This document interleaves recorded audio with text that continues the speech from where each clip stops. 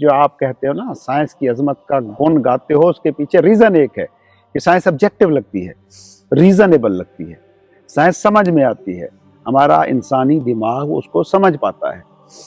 یہ تو آپ کو سمجھ میں آ رہا ہے کہ سائنس آبجیکٹیو ہے، اس لیے سائنس کی عظمت کے گن گاؤ، تو یہ آبجیکٹیو آپ کو کیوں نظر نہیں آ رہا کہ میں انڈیا سے کیوں نفرت کر رہا ہوں؟ اس پہ آپ بیٹھ کے سوال کیوں نہیں اٹھاتے؟ یہ آبجیکٹیو ہے؟ ایک انڈین پاکستانی سے خام خواہ نفرت کر رہا ہے۔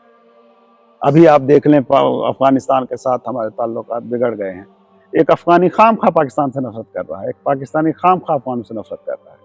اس پہ آپ سوال نہیں اٹھاتے، حالانکہ یہ نرا غیر معروضی ہے، اس کی کوئی تک نہیں بنتی کہ کسی نے کوئی سٹیپ اٹھایا، کسی لیڈر نے، کسی پولیٹیکل لیڈر نے، کسی فوجی حکمران نے، کسی فوجی رہنما نے، ہم اس کی بنیاد پر سارے کے سارے ہی نفرت کرنے لگ گئے۔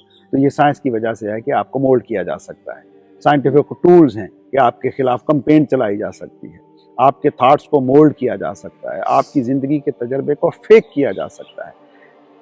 And political leaders are faking your emotions, your thoughts, اور یہ کوئی معمولی چیز نہیں ہے، کیونکہ جو آپ معاشرہ ڈیولپ کریں گے نا، جس کا کنٹرول آپ نے ان کو دے دیا ہے، طاقتور حلقوں کو، جو معاشرہ وہ ڈیولپ کریں گے وہ فرد کو گرو کرے گا، اور فرد میں وہ ساری زہریلی چیزیں انڈیل دے گا جو اس معاشرے میں ہوں گی۔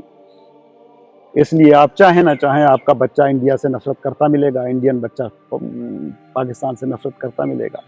ادروائز اگر آپ اس کو آبجیکٹیولی سائنٹیفک میتھڈولوجی کے ساتھ سوچیں تو اس کی تو کیا بنتی ہے؟